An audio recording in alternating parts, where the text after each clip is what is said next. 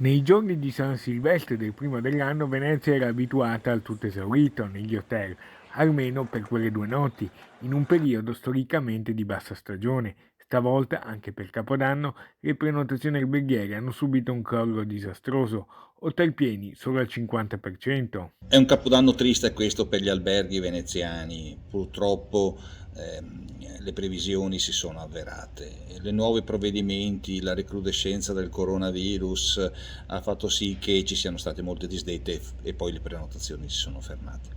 Cosa significa questo? Significa che gli alberghi di Venezia saranno pieni al 50%, metà vuoti sostanzialmente.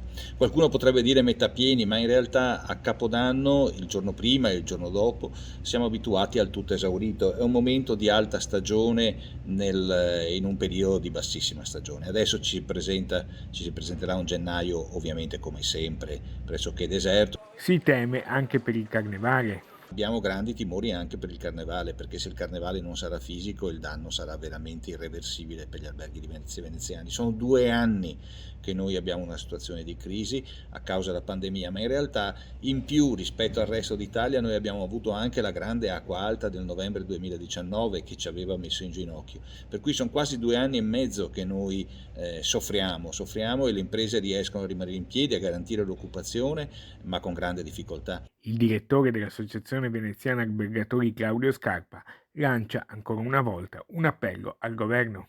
Il governo deve aiutarci, il governo deve aver presente questa situazione.